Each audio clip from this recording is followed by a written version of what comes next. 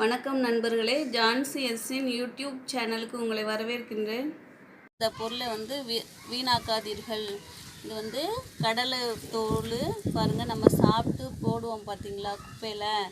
இதை வச்சு நம்ம யூஸ் பண்ணலாம். அதை பற்றி தான் நான் இப்போ சொல்கிறேன் உங்களுக்கு. இப்போ இந்த கடலை தோல் வேக வச்ச கடலை தோலில் உப்பு போடுவோம் பார்த்தீங்களா. அதனால் அது செடிக்கு போடுறது கொஞ்சம் இதுதான். இது வேக வைக்காமல் நம்ம உடச்சி கடலை எடுத்து கடலை தோடு அப்படியே காய வச்சு பொடி பண்ணி வச்சுருக்கேன்.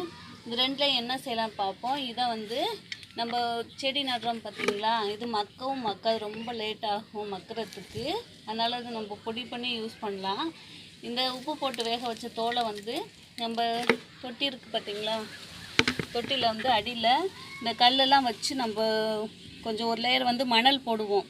அதுக்கு பதிலாக இதை யூஸ் பண்ணலாம் நம்ம. அப்போ தண்ணி நல்ல வடிகால நமக்கு கிடைக்கும். அதோட மணல் கொஞ்சம் குறையும் நமக்கு. இந்த கீழே இருக்கிறனால இந்த இது ஃபுல்லாக தண்ணி தேங்கி நிற்காது, உடனே வடிஞ்சிரும். அந்த பர்பஸ்க்காக நம்ம யூஸ் பண்ணிக்கலாம். இதை நம்ம செடியோட உரத்தோடு கலந்து போட்டு விட்டால் நல்லா சத்து தான். ஏன்னா கடலையில் இருக்க சத்து தோலில் கொஞ்ச நாள் இருக்கும். நமக்கு கடலையில் இருக்க சத்து பற்றி நம்ம எல்லாருக்கும் தெரியும். அதனால் இதை வேஸ்ட் ஆக்க வேண்டாம், சாப்பிட்டுட்டு தூக்கி எறிய வேண்டாம். நம்ம பச்சை கடலையை உடச்சதை தூள் பண்ணி உரத்தோடு சேர்த்துக்கலாம், மண்ணோடு சேர்த்துக்கலாம்.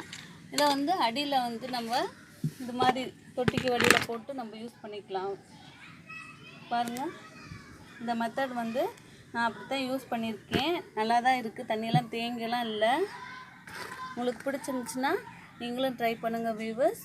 இந்த வீடியோ பிடிச்சிருந்துச்சா லைக் பண்ணுங்கள், ஷேர் பண்ணுங்கள், சப்ஸ்கிரைப் பண்ணுங்கள். தேங்க்யூ.